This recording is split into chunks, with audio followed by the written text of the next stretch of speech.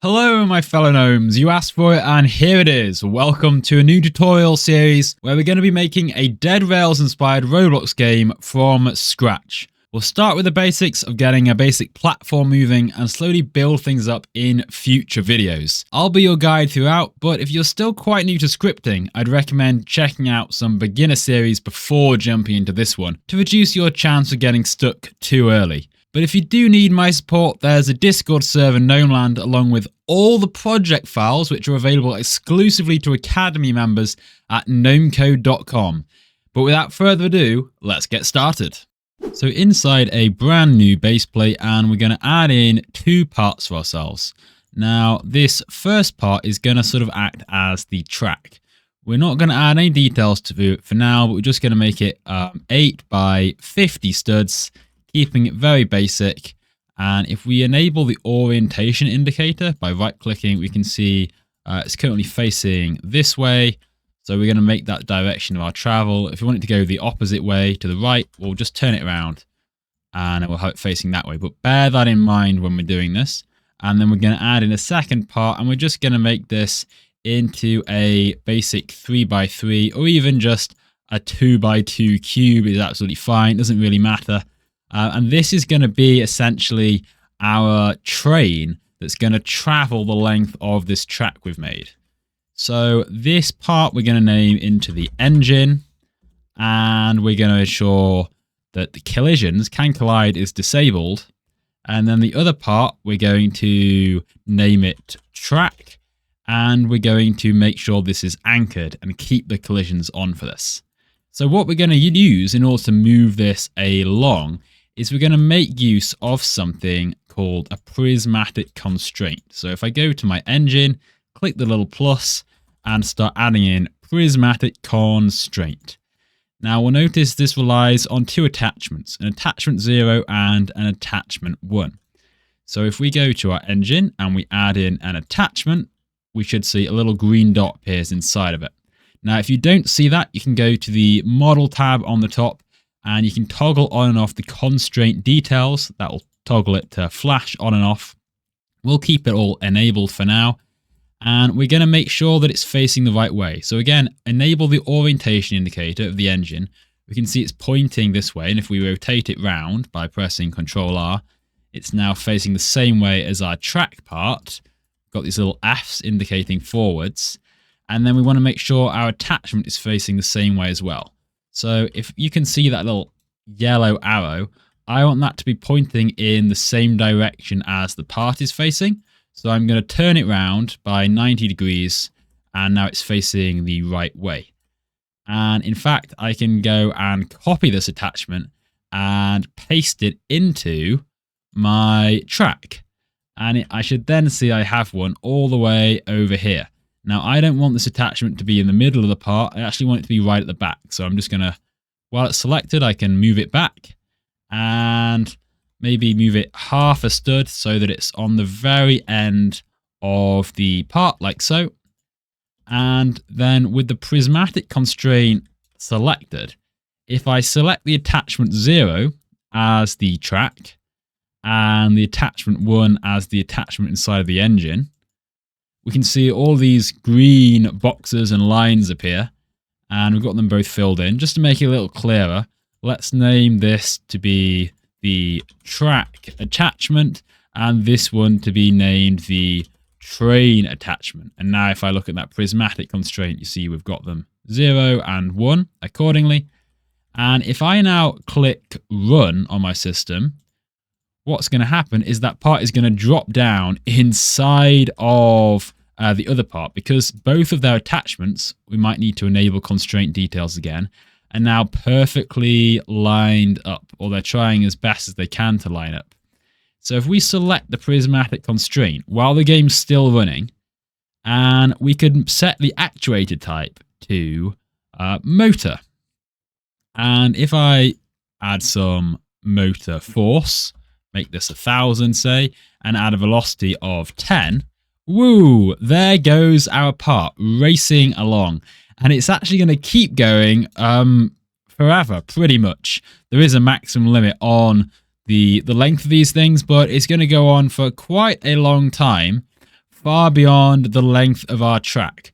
So if we want to keep it to within the length of the track, what we're going to do is we're going to toggle this limits enabled feature. Toggle that, and we should see this other green line appears. And we're going to set the upper limit to the same length of our track part, which is 50. So if I type 50 in, I'll see a new green line appear, and it goes to the very end of the part. In fact, it goes slightly beyond it, doesn't it? So actually, just to get this perfectly at the end, if I just select the track attachment, and I can see its position is 0024819, and I want to be exactly half of the length. So I've set it to 25, then it's just going to set it back that little bit more so we can see it peaking out at the end now, which now means that our limit on the other side is perfectly in line. So that's all lined up.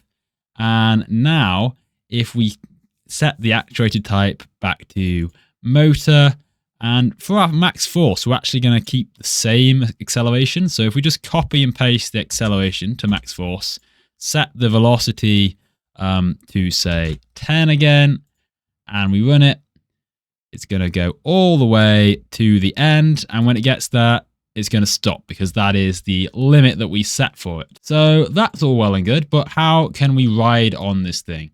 Because at the moment, well, that's an uncollidable part. So if it touches us, well, nothing's going to happen. That's pretty rubbish, isn't it? So we're actually going to have another part now. We're going to add this in, and let's make this, give it a diamond plate texture because we can. And we'll slap this over the top of our engine part. And this is kind of going to be like our platform, basically. So, in fact, let's name it platform. In order to ensure that it actually moves with this part beneath it, we've actually got to connect these two parts together because otherwise, if I run it, it's just going to fall right through it. So, let's click the platform, click the engine, and then if we go to the model tab and we go create, a little drop down, and we're going to create a weld. And we do that, a little green line is going to appear between the two of them. And now I will see that it moves with it. They're connected. Perfect. And so why don't we add on a little seat to this thing? So if we add into the workspace a vehicle seat, tap there, and now we've got a seat for our player to sit on. And let's just check that the orientation indicator, okay, it's facing backwards. We'll turn it around. Now it's facing forwards. And I'm just going to shrink it a little bit so it's only 2 studs. And then we've got to weld that to the platform. So we got the vehicle seat selected, click the platform, and create another weld. And we see another green line. Cool. So if now I go and I click play, and I jump on the platform quickly, there we go. You can see we're moving along with it. That's pretty cool. But obviously, we've got to sort of jump onto that platform as it's moving. So if we want to control the speed and motion of this thing dynamically, we can't just do it through these properties like we've been doing so far. We need to go and write a script for that. So let's just group these together. So the platform, the engine, and the vehicle seat, get all of those selected and press Ctrl-G, group them together, and we'll make this whole thing a train. By the way, it doesn't actually matter that this is all perfectly lined up. We can click this, now it's grouped, and move it all the way over here. And as soon as we run, the prismatic constraint is going to snap both of these back into alignment. So if you want to move it around for building or stuff, it doesn't matter, but we'll keep it on top of the tracks for now. So once we've got it grouped, let's add in not a local script, but a script. And then we're going to set the run context of the script to the client. And when we do that, it's going to look like a blue local script, but it's a special kind of script, which means it'll allow it to run inside of the workspace. So once we've done that, we're just going to create a few basic variables for ourselves. So first off, we're going to have one for the train, which is simply script.parent. And then we'll get one for the seat of the train, which is the train. And since it's a local script, we're going to use wait for child and wait for the vehicle seat to load in. We'll get one for the engine. And finally, we'll access that prismatic constraint. So now we know what the engine is and the seat. we can actually react to when a player sits in the seat. So if we say seat and we get property changed signal, and we look for something called the throttle, we can connect that into a function. Add a new line, we see we get the end automatically, and then we're just going to print out whatever the seat.throttle value is. So if I go and play again, and I jump on the train that's still moving along, and if I hold down my W key, I'm now going to see some stuff in the output. If you don't have the output open, go to the View tab. You can find it here.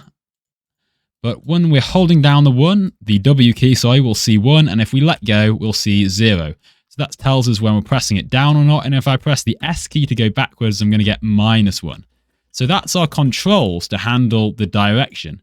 Now we just need to tell our engine's prismatic constraint what to do with that. Let's define a speed for ourselves as well. So let's say max speed equals, and let's set this to say 32.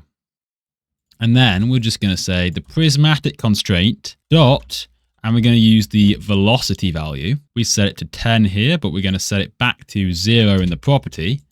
And so we can set it from our script to be equal to the seat dot throttle multiplied by the max speed value. So if we're holding down that W key, we'll be going at 32 studs per second, and then we can stop, go to 0, and even start moving backwards. We can see it's not moving at all. If I go and sit in my seat and I start moving forwards, zoom, and you see we've got very fast acceleration, because at the moment we've got pretty much infinite acceleration. So you probably want to have a bit more of a transition. So to do that, if we stop and if we change the motor max acceleration property, and let's set to something way lower than infinite. Let's just set it to 10. So there's a bit more of a gradual increase in speed. And now if we hit play, and if we just lightly tap on it, it takes a little while. So we're just slowly coming up, and then we're getting up to speed just as we hit the end of the track. And we can even move backwards. And if we wanted to make our track longer, obviously we can do that. So let's say double the length of this thing. So it was 50 studs. Let's make it 100 studs. When we do that, make sure that we're increasing the length of the limit as well. So we need to change the limit from 50 up to 100 as well. And we can read our little track again. And we can finally get up to speed and brake and move backwards and forwards. And there we have it, a very basic system for moving about. So we've still got a lot to do to actually make a Dead Rails type game, but we've taken the first steps there. If you found this video helpful, then leave a like and subscribe so you'll be ready for the next episode when we expand on this thing. And check out the GnomeCode Academy, link in the description, to get the next episode early, and also all the project files for all of these videos. So thank you very much for watching, and I'll see you in the next one. Goodbye!